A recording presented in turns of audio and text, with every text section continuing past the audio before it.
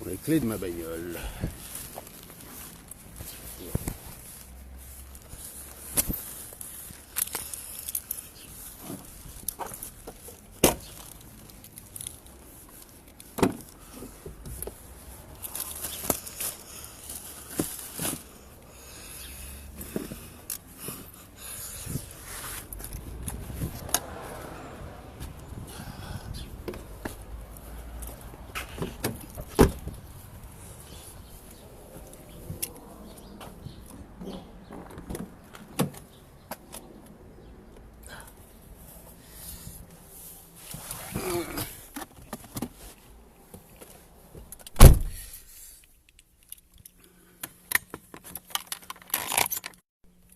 Voilà. Bonjour à tous, bonjour, bonjour. Naturellement, partagez les bêtises. Est-ce que je dois vous le rappeler? C'est la matinale, hein, c'est la matinale. Comme d'habitude, vous allez m'accompagner au boulot. Et on va le faire en causant.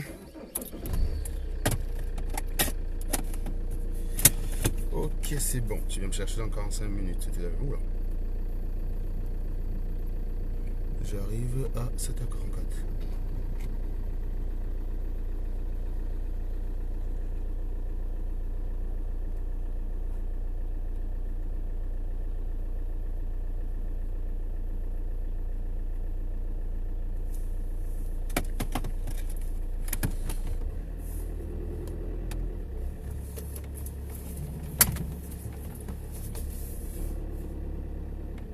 Bonjour Baboura Mali. Ah bah non, mais non, mais non, mais non. Il y a beaucoup de... El Chenou, c'est un beau gosse. Comment vous pouvez dire que je suis un beau gosse? Ah, mais non. Le beau gosse, c'est le général El Chenou. C'est pas moi. Apparemment, je suis jaloux de lui. Parce qu'il aurait toutes les nanas à sa botte. Ah non, non, non, moi je suis pas un beau gosse. Hein. D'ailleurs, je suis un traître. Vous savez que j'ai pris les sous au RDPC pour casser la basse. J'ai pris. C'est vrai, c'est vrai. J'ai pris les sous pour détruire la basse, quoi. Ah oui. Eh oui, eh oui. En fait, vous savez, j'ai pris les sous au RDPC pour casser la basse. Et il me fallait pour ça un prétexte. Et le prétexte pour casser la basse, vous voyez, ça faisait des mois, je me creusais la tête. J'ai dit, mais putain, mais comment faire pour flinguer la basse, quoi? J'ai cherché les idées. Je dis, putain, mais comment je vais faire? Et là, j'ai eu une idée, une idée de génie, une idée de ouf. J'ai drogué El Chenou pour que le gars puisse violer et harceler autant de nanas que possible. Et comme ça, bam, ça me donne un prétexte pour casser la basse. Ah non, je suis trop fort. Le crime parfait, quoi. Ah, je vous jure. Le crime parfait. Ah non, non, moi, je me respecte. Je me respecte. Non, Serge, tu es trop fort. Franchement, t'es fort, Serge. T'es fort. Bon, partagez les bêtises, Ah là, je sais que vous dormez, mais les mecs, à 7h25, on est debout, hein, les gars. Hein. On bosse, quoi. Hein. On bosse. Faut arrêter d'être des flemmards, hein.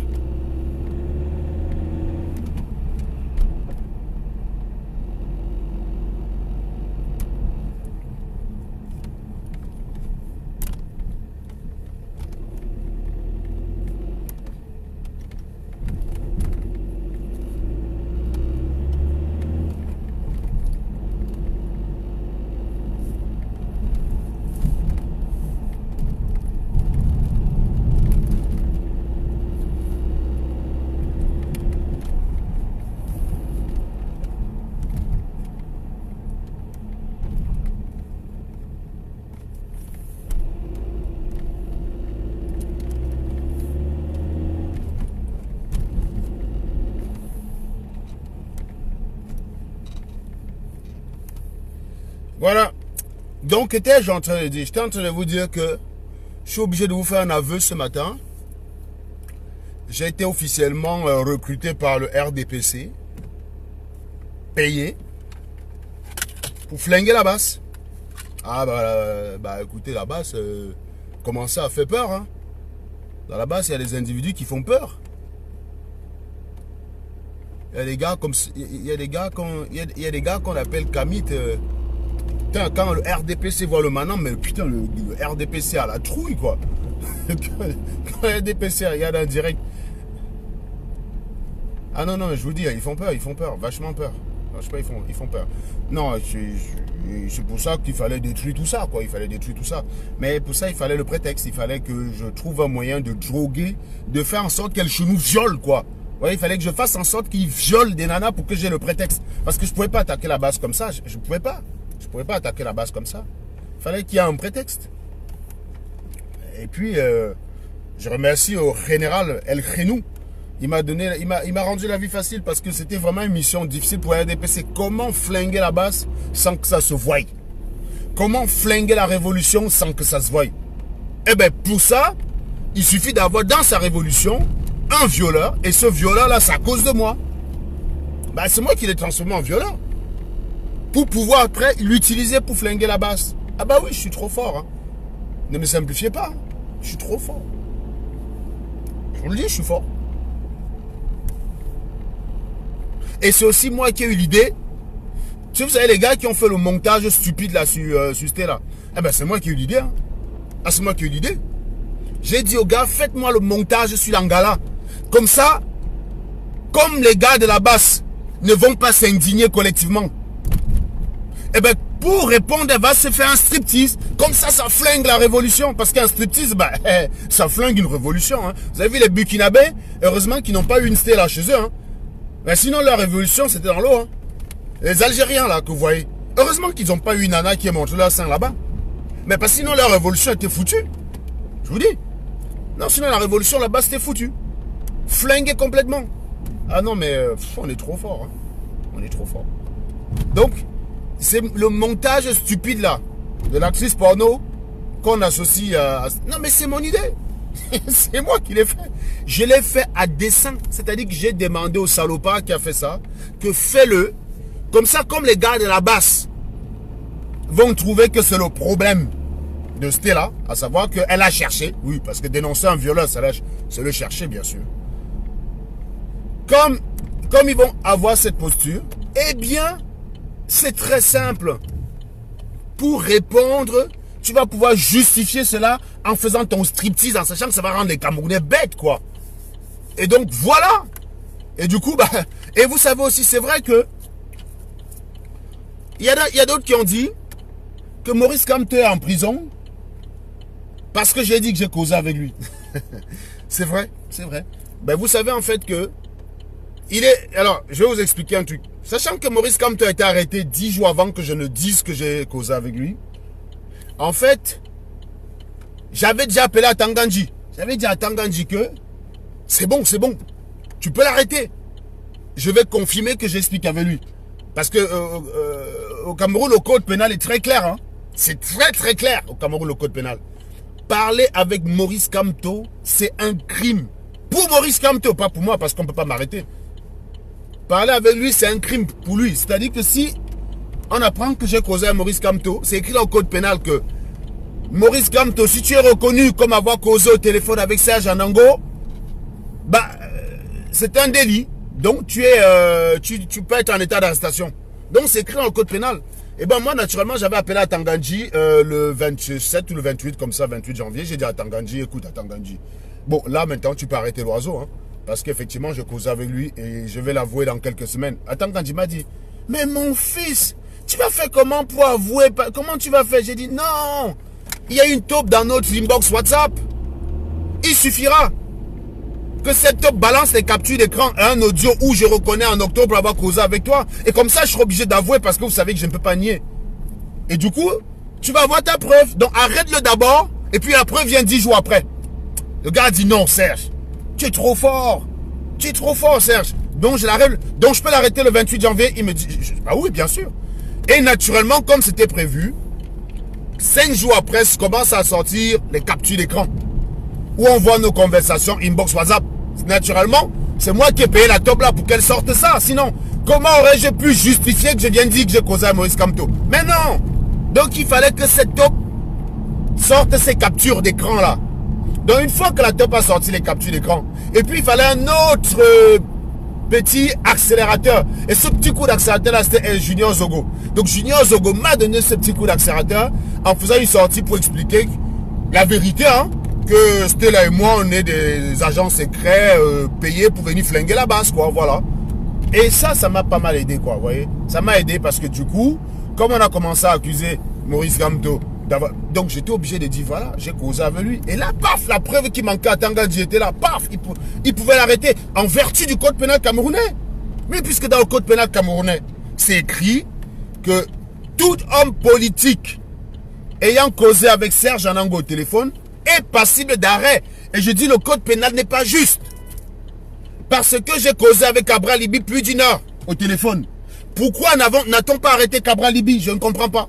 J'ai causé avec Jean Mangos. Vous savez, le crétin qui, il y a quelques jours, suppliait Paul Biagenoux de libérer Maurice Kamto, je ne sais trop quoi. Oui, on est dans un pays où on arrête quelqu'un de façon illégale et il fallait le supplier à genoux pour qu'il puisse libérer la personne. C'est ça qu'on appelle la mentalité reptilienne. C'est-à-dire, on est toujours en train de ramper chez nous. C'est-à-dire que tu dois même te mettre à genoux pour réclamer ce qui relève du droit, ce qui est normal.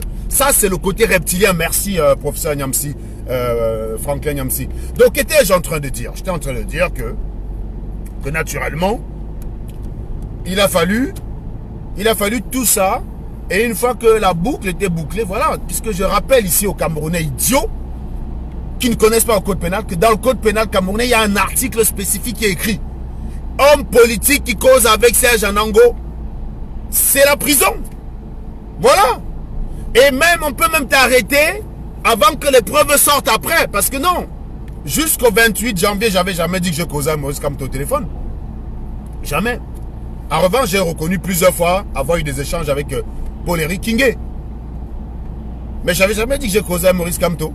Donc là, arrêté le 28 janvier, les gens ont sorti un audio où je dis que j'ai causé à Maurice Kamto. Il fallait que je fasse quoi? Que je nie? Non, j'ai reconnu que c'est vrai. Que j'ai causé à lui, j'ai donné la date.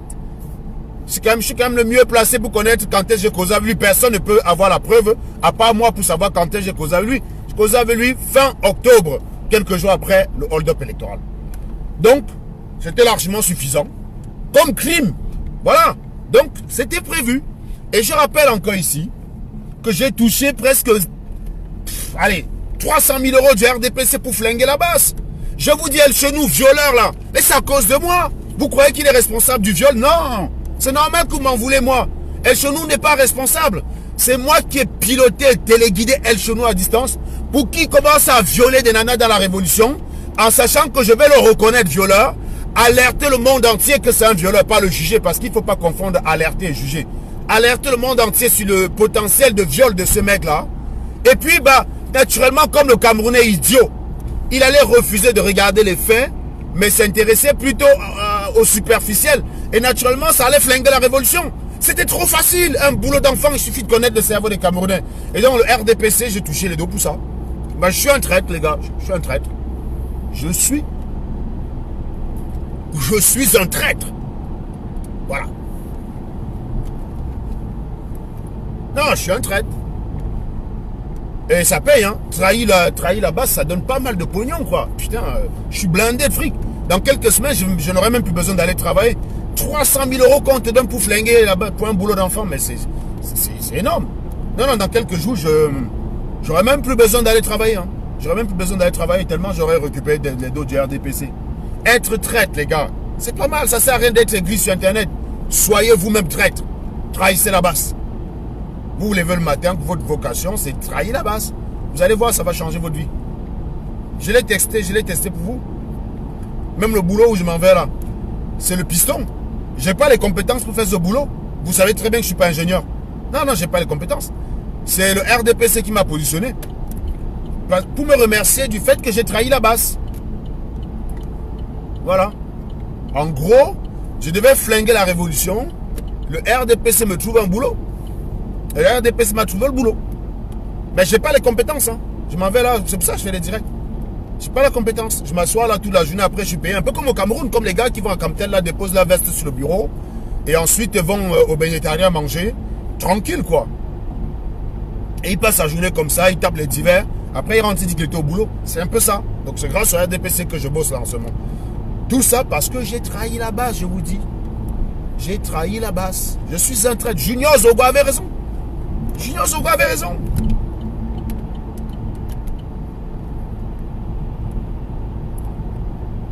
C'est vrai, c'est vrai, c'est vrai. Voilà.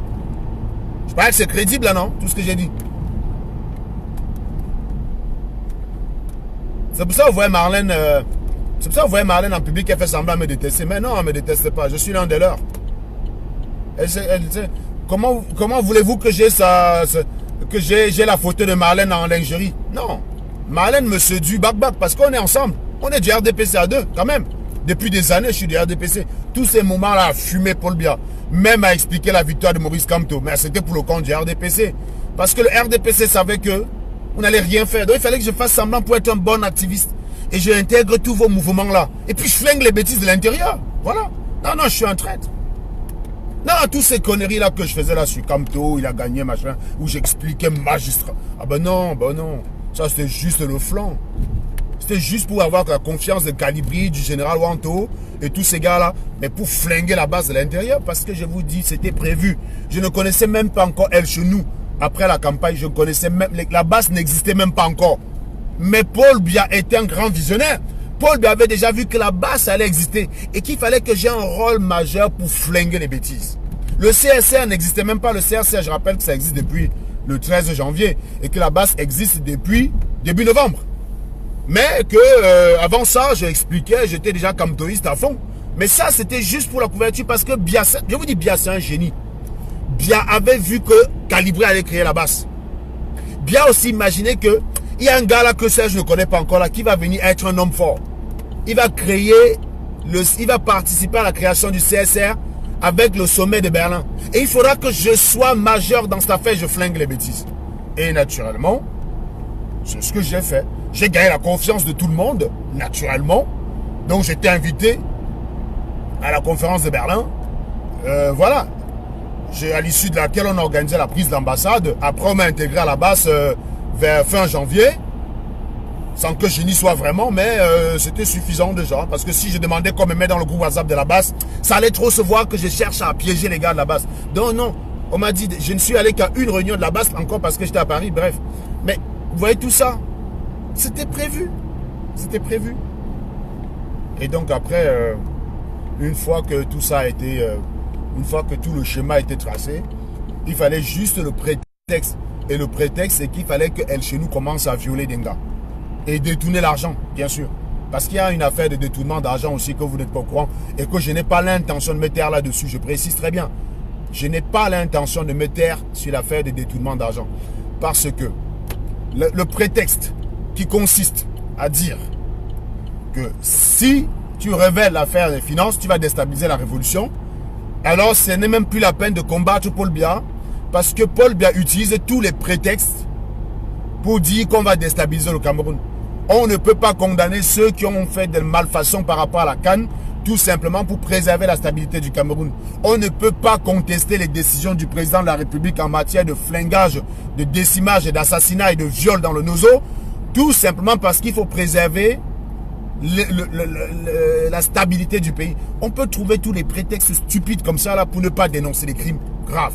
Et je me réjouis particulièrement parce que depuis hier, il y a une femme qui a fait un direct pour révéler les viols. Il y a une dame qui a fait un direct pour révéler le viol qu'elle a subi. Plusieurs personnes sont venues là-bas se confier. Et jusqu'à ce matin, les confidences sont encore là.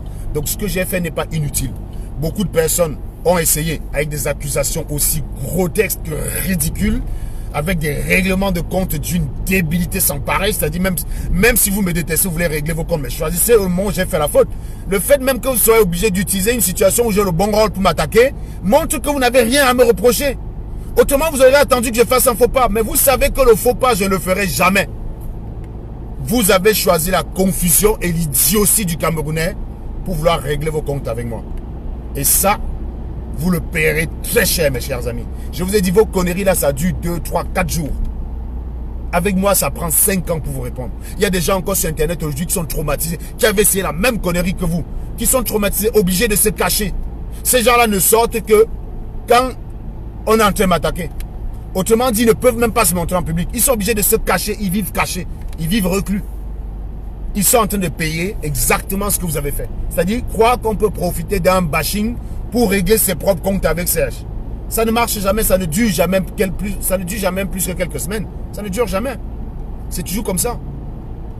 parce que moi, du coup, la réponse chez vous, étant donné que vous tombez dans le coup de mon combat, c'est-à-dire vous tombez sous le coup de mon combat, qui est la sale mentalité, eh bien, mes chers amis, je peux vous massacrer pendant 5 ans. Ça, je ne vous lâcherai pas. Je ne vous lâcherai pas. Moi, je vous le dis tout de suite. Je vous dis, même si vous avez des problèmes avec moi, vous aurez pu choisir d'autres occasions. Il fallait attendre même que je commette une faute. Pas vouloir régler votre compte dans une situation où je dénonce un viol, quand même. On ne plaisante pas avec ça. Vous imaginez les victimes? La nana, elles ont raconté hier soir encore dans mon groupe WhatsApp, dans mon équipe. J'ai une fille qui parlait d'un viol qu'elle a subi tout petit en pleurant. Je vous montre l'audio, vous allez pleurer. J'ai écouté ça, je suis devenu fou. J'ai écouté l'audio là, je suis devenu fou. Je ne peux pas laisser ça passer, je ne passerai pas autre chose. Je ne passerai pas autre chose. Le viol, je ne passerai pas autre chose. Ah, je vous dis tout de suite, si ça doit être mon combat pendant les 5 prochains mois, ceux dont le combat c'est la révolution, vous allez la faire votre combat, ce n'est plus mon combat la révolution. Mon combat c'est de combattre les sales mentalités. Si vous savez mieux que moi combattre les viols, vous le faites. Voilà. De toute façon, je suis un traître. Je suis un traître de toute façon. Donc ce n'est plus mon combat. Quand j'ai écouté l'audio de la nana, je suis devenu bête. Je travaille même en plus. On est là, on fait ça comme ça. Dans mon équipe, il y a une qui a été violée toute petite. Elle n'avait même pas parlé. Elle a parlé de ça hier. En pleurant. Et aujourd'hui, elle est mariée, elle a des enfants. Elle pleurait. J'ai eu envie de tuer quelqu'un, putain. Ce n'est plus mon combat, la révolution. Vous allez la faire tout seul maintenant. Moi, c'est les violeurs que je vais traquer. Et je vous dis tout de suite, ne comptez plus sur moi pour la révolution. Ne comptez plus sur moi. Parce que pour vous, c'est chasser bien et accepter n'importe quoi. Non. J'ai dit non. J'ai dit non, putain. C'est des viols. Je ne laisserai pas ça passer. Vous avez compris? Je ne laisserai pas ça passer. Jamais. Voilà. Donc quelqu'un vient encore me casser les couilles que révolution est montée, révolution est descendue. On ne fait pas la révolution avec des violeurs. Et on ne fait pas la révolution avec des gens qui soutiennent des violeurs. Jamais. Je dis bien jamais. Vous auriez pu régler vos comptes avec moi, mais en choisissant un autre moment. Pas sur les histoires de viol. Je ne vous le pardonnerai jamais. Pas parce que vous m'avez fait mal, mais parce que vous êtes conduits comme des individus abjects. C'est abject ce que vous avez fait. C'est honteux, c'est minable. Vous êtes des individus abjects. Je dis bien abjects. À vomir. Quand est-ce que vous avez pensé aux douleurs des gens qui sont violés? Quand est-ce que vous avez pensé à ça? Vous avez juste dit, tiens, c'est une occasion pour attaquer Serge, on va le faire. Là, il y en a qui sont violés ou toutes les victimes de viol à vie qui n'ont jamais eu. À un moment donné, c'est dit, mince, avec cette révolution, si certaines choses que j'ai gardées en moi, certaines souffrances que j'ai gardées en moi, je peux l'exprimer, j'ai des frères. Qu'est-ce qu'ils ont vu sur Internet? Moi, j'ai beaucoup de gens comme ça. J'ai beaucoup de gens qui m'écrivent, qui me pleurent, qui me disent, Serge, bon courage, tu es dans le vrai. Il faut savoir qu'il y a la majorité silencieuse. Vous êtes impressionné par les crétins qui s'agitent sur Internet. Moi, je sais que j'ai gagné, j'ai trop gagné dans cette affaire. Mais je ne pardonne pas pour régler leur compte. Il y a quelqu'un qui s'est réjoui hier. Le gars, ça n'a pas de victoire. Ça n'a pas de victoire, c'était de dire, les Camerounais t'ont lâché. Tu as perdu les audiences. En fait, c'était donc ça.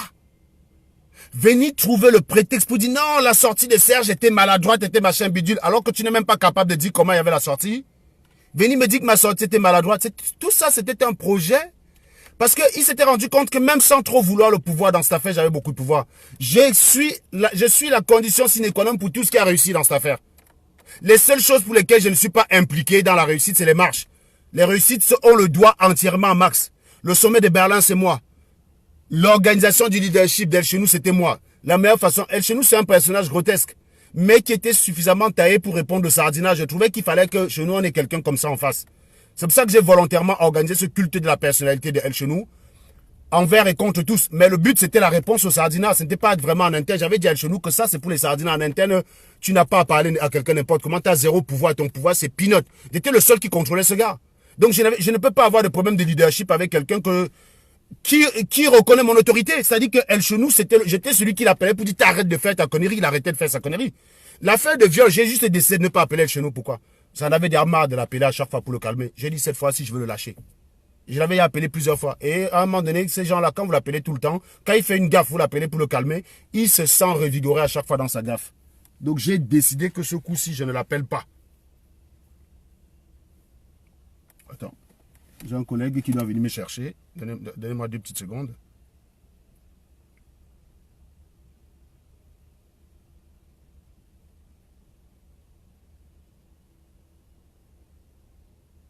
Ceux dont le combat, c'est bien, allez faire bien. Bien n'a jamais été mon combat. Irène Baga qui est ici peut le dire. Irène Baga qui est ici peut le dire. J'ai toujours dit que bien n'était pas le seul problème de ce pays, que c'est la raison pour laquelle concentrer son énergie sur bien, c'était une connerie. J'ai fait exception. J'ai fait exception ces jours-ci.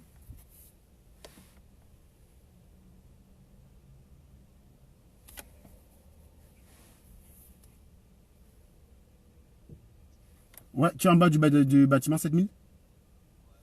À côté des portiques, là, c'est ça? À côté, oui. Oui, là où je t'ai pris la dernière fois, là. Ok, j'arrive dans 5 minutes à peu près. À tout, merci, c'est... Les vraies personnes qui me connaissent savent que mon combat n'a jamais été Paul Biya. J'ai toujours dit Biya, elle n'est pas le seul problème. Moi, j'ai toujours dit le Cameroun, sur une échelle de 0 à 100, Biya, c'est 10% des problèmes et les Camerounais, 90%. Pendant la campagne, après le hold-up électoral, j'ai dit je vais d'abord oublier ça, me concentrer sur Biya comme tout le monde. J'ai vu que vous m'avez donné raison. Vous m'avez donné raison que ce n'est pas Biya le problème. Vous m'avez donné raison que ce n'est pas... J'ai accepté de travailler avec des individus que je ne peux même pas rencontrer dans la vraie vie.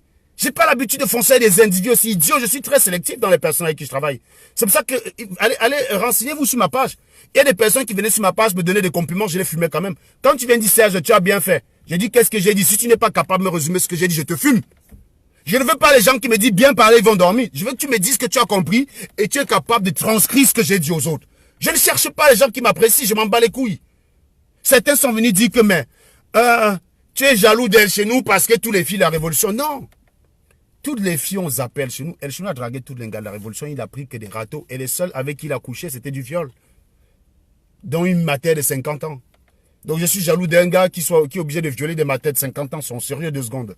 Et je vais même vous dire qu'il y a eu même des filles qui l'a harcelé. Que quand j'ai appelé la fille pour prendre son témoignage, la nana voulait que je l'embanque. Donc, en gros, une fille qui l'a barré veut que moi je la...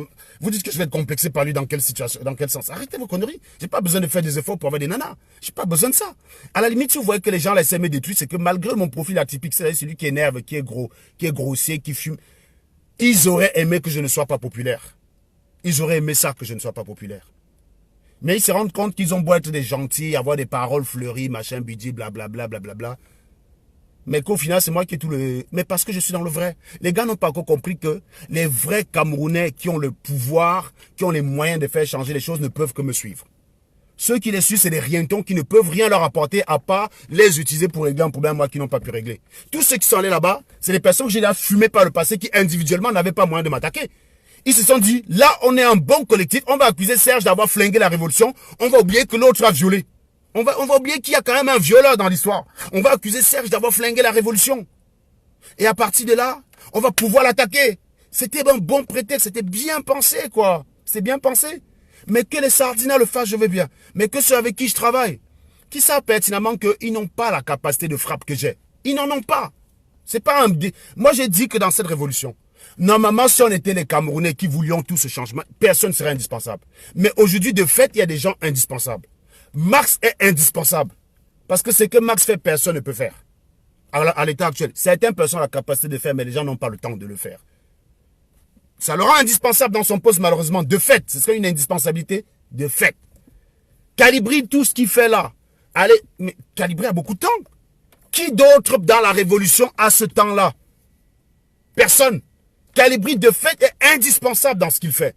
Ce n'est pas nous qui avons décidé qu'il soit indispensable. Il est indispensable dans ce qu'il fait. Même El Chenou, la question s'est posée pendant 3 jours. La hiérarchie a hésité. Je vais vous dire la vérité. J'ai un peu forcé la main à la hiérarchie. J'en suis conscient.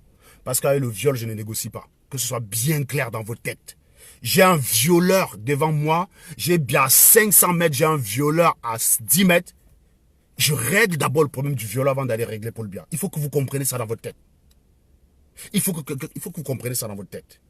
Je règle d'abord le problème du violeur. J'ai un violeur devant moi et une victime de viol qui est en train de chialer. Biya est à 500 mètres, les deux sont à 10 mètres devant moi. Je règle d'abord ces deux-là avant de poursuivre Biya. Je n'ai pas dit non, je n'ai rien vu et je m'en vais chercher Paul Biya. Jamais.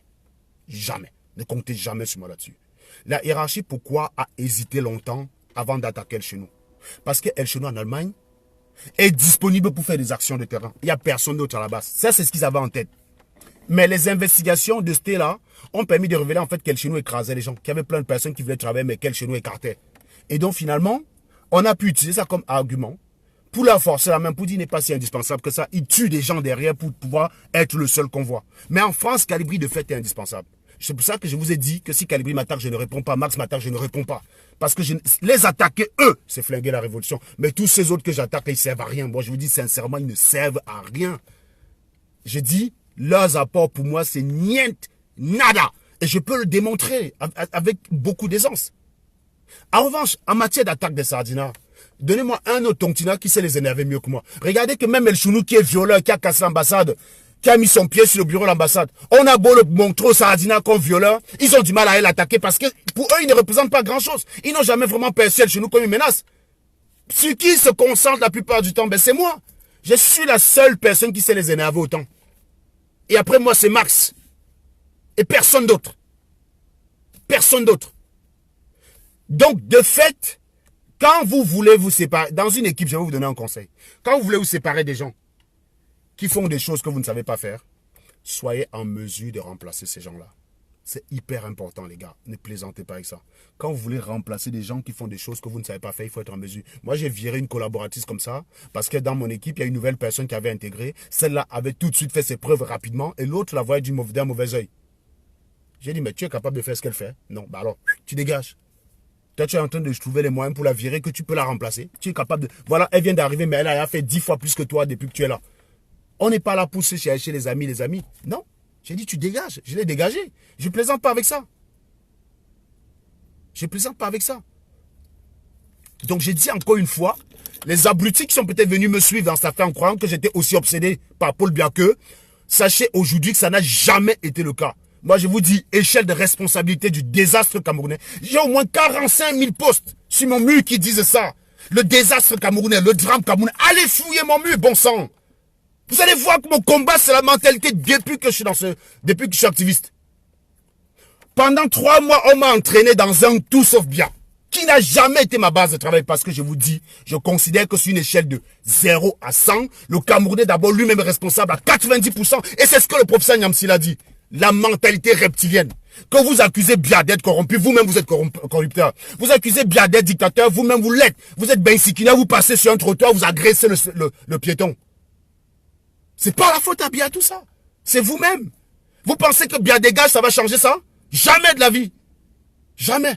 Donc ceux qui savent faire la révolution pour chasser Biya, allez la faire. Allez la faire. Vous allez la faire maintenant sans moi. Moi, je me concentre sur le combat des sales mentalités. Sale mentalité, ça veut dire à la fois chez les sardinats et chez les tontinards. J'espère que j'ai été très clair. Partagez ce direct parce que ce message doit passer. Même si vous avez déjà partagé le direct, repartagez-les, taguez les gens. Ce message doit passer. Quand moi j'ai écouté ma copine pleurer dans l'audio qu'elle a envoyé hier soir, quelqu'un avec qui je travaille depuis des mois, mais une femme qui a du cœur, mais les trucs qu'elle a fait, elle aide les enfants. Mais franchement, elle a fait un audio, elle pleurait encore. Ça s'est passé, elle avait 7 ou 8 ans. Elle pleurait encore. Je me suis dit, mais imaginez un seul instant si moi, dans son équipe, j'avais adopté la position de ces salopards là, dit, oh, le viol et puis quoi. Imaginez un seul instant avec toute la confiance qu'elle m'accorde. Imaginez un seul instant si j'avais adopté cette position. Comment se serait-elle sentie vis-à-vis de moi? Je suis fier d'avoir adopté cette position. Je suis fier. Je suis fier de moi. Voilà. Bonne journée à vous.